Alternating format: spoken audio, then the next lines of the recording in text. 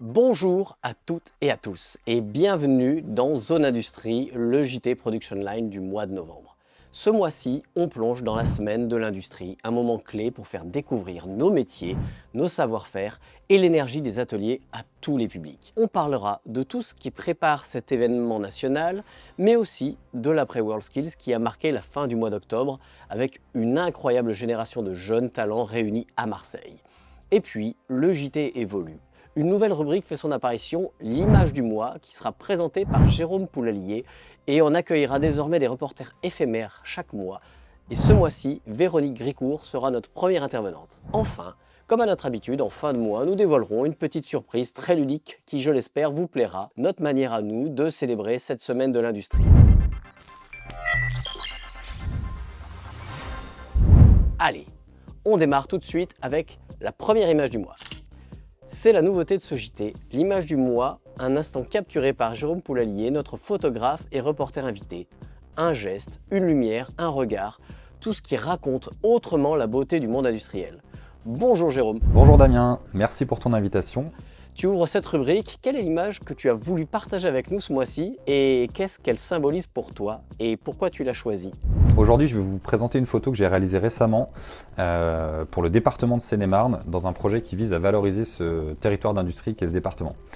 Dans ces photos, vous allez découvrir le savoir-faire de deux entreprises qui sont voisines et partenaires, qui sont Wallup Préfa et Planète Chanvre. Donc, comme vous l'aurez compris, ces deux entreprises, elles sont spécialisées dans la culture et la transformation du chanvre, qui va servir à plusieurs choses, mais notamment à la fabrication de béton de chanvre, qui va lui ensuite servir à la fabrication de murs isolants pour des constructions éco-responsables.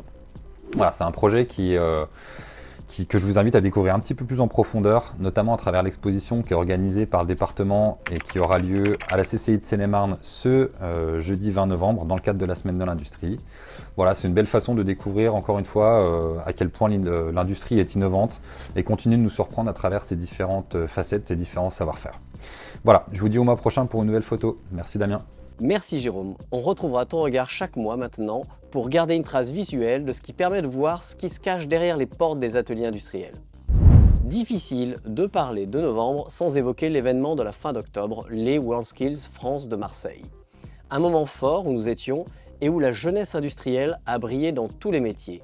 On vous partage un extrait de notre rencontre avec 3 volontaires engagés sur l'événement car eux et elles surtout aussi ont œuvré à la réussite de cette édition marseillaise et nous racontent de l'intérieur comment elles ont vécu cette aventure humaine et collective. Oui, alors j'ai participé en fabrication additive et en conception assistée par ordinateur. J'ai participé du coup aussi aux présélections du lycée. J'ai terminé première, ce qui m'a donné la chance du coup de participer au régional. Génial. En CAO. Et moi j'ai beaucoup aimé cette expérience parce que ça m'a donné un peu un challenge avec un but, un objectif à atteindre. Et surtout l'ambiance qu'il y avait, tout le monde était très sympa avec tout le monde, etc. Tout le monde parlait avec tout le monde. Et c'était super intéressant. Ça m'a appris beaucoup de choses aussi. Et comme j'ai échoué malheureusement, du coup je me suis dit que j'allais participer aussi au bénévolat en tant que volontaire. Et comme vous l'avez remarqué, nous avons déjà sorti de nombreux contenus de l'événement avec nos flash skills sur les compétiteurs, mais nous allons aussi sortir une autre série intitulée « Les experts à Marseille », évidemment, pour aussi présenter leur rôle et leur motivation à prendre part dans cet événement. La question du mois, l'industrie, est-ce encore et toujours un monde d'hommes? Un véritable sujet qui revient toujours lorsqu'on parle industrie et nous essaierons de mieux cerner cela avec notamment une infographie pour comprendre les chiffres de la mixité dans le secteur industriel, son évolution, ses freins. C'est un sujet essentiel parce que la diversité, c'est aussi une richesse pour l'innovation. Et cette question nous amène justement à notre prochaine rubrique. Ce mois-ci, dans le visage de l'industrie, c'est celui de Christine Baz que nous regardons, fondatrice du projet Fort Industrie, notre nouvelle invitée du talk show Sans filtre. Fort Industrie, c'est un outil pédagogique immersif qui permet de faire découvrir les métiers industriels à travers des expériences ludiques et interactives qui démarrera justement pour la semaine de l'industrie. Christine nous dévoilera en avant-première quelques exclusivités sur cette nouvelle version. Nous avons pu échanger longuement sur l'importance de changer l'image de l'industrie à travers Fort Industrie et c'est aussi une voix engagée pour la mixité. Elle nous a parlé sans détour de la place des femmes dans l'industrie et de l'importance de changer le regard dès le plus jeune âge. Une rencontre inspirante à retrouver très bientôt sur notre chaîne YouTube. Parce que l'industrie s'écrit aussi et surtout dans nos territoires, on accueille notre reporter éphémère du mois, Véronique Gricourt, qui va nous parler d'un sujet au cœur de l'actualité, les accélérateurs territoriaux. Ces initiatives locales soutiennent la réindustrialisation, favorisent les synergies entre acteurs et redonnent un souffle au bassin d'emploi. Bonjour Véronique. Bonjour Damien, bonjour à tous, je suis Véronique Gricourt, déléguée générale du collectif Startup Industrielle France. Ravi de t'avoir parmi nous pour parler plus précisément d'un sujet qui occupe une très grande partie de ton temps, je crois. Tu peux nous en parler plus concrètement ? Je vais vous parler aujourd'hui du Mont Blanc. Alors le Mont Blanc, on l'associe au ski, au paysage, à la carte postale de la montagne, mais c'est aussi un des territoires les plus industriels de France. Ici, dans la vallée de l'Arve, près de 4 emplois sur 10 relèvent encore de la production. C'est un territoire d'intelligence mécanique, né de la précision, du décolletage, où l'on fabrique depuis des générations des pièces qui partent aux 4 coins du monde. Mais ce modèle, bâti autour de l'automobile, doit désormais se transformer. Les marchés changent, les clients demandent du bas carbone, du traçable, du circulaire, et donc tous les dirigeants se posent ici la même question. Comment continuer à produire ici, à se diversifier, sans renoncer toutefois à ce qui fait la force du territoire. La culture industrielle de cette vallée repose sur l'autonomie des entreprises.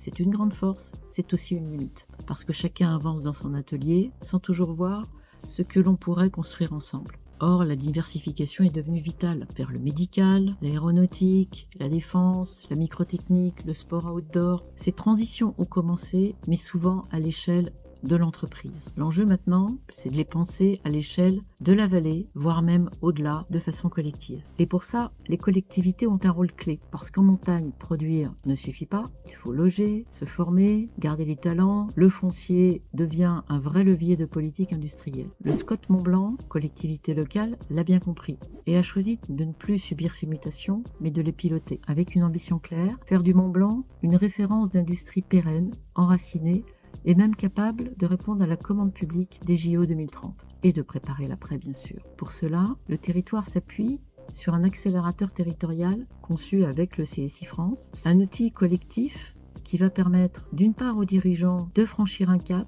de sécuriser leur trajectoire, de clarifier leur modèle, de pérenniser leur entreprise, d'ouvrir de nouveaux marchés et va permettre au territoire de pérenniser ses projets industriels localement. Un exemple très concret, premier inscrit à l'accélérateur territorial Mont-Blanc, l'entreprise Boivin, une PMI de la vallée de l'Arve qui fabrique des garde-corps métalliques et en bois et qui choisit une voie de diversification vers des draisiennes en bois fabriquées à partir de chutes de production. Donc c'est un autre marché, une autre méthode d'industrialisation et pour cela l'accélérateur territorial va être un accélérateur et un moyen de pérenniser ce projet localement. Donc produire mieux, produire durable, surtout produire ici.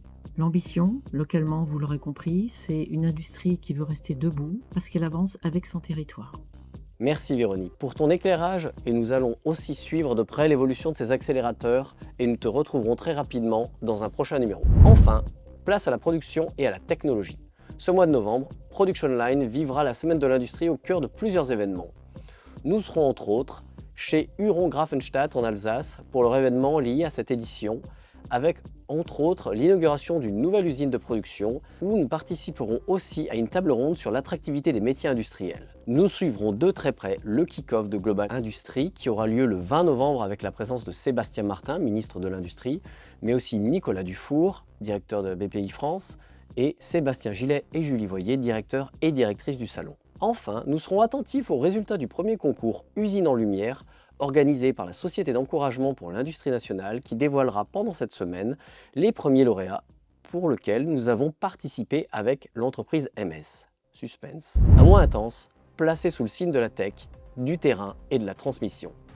Voilà pour ce JT du mois de novembre. Entre la semaine de l'industrie, les initiatives locales et les nouveaux visages de la production, l'énergie est bien là. Merci à Jérôme et Véronique pour leur participation et à vous tous pour votre fidélité. Abonnez-vous à la chaîne, suivez-nous sur les réseaux et surtout, restez sur la ligne.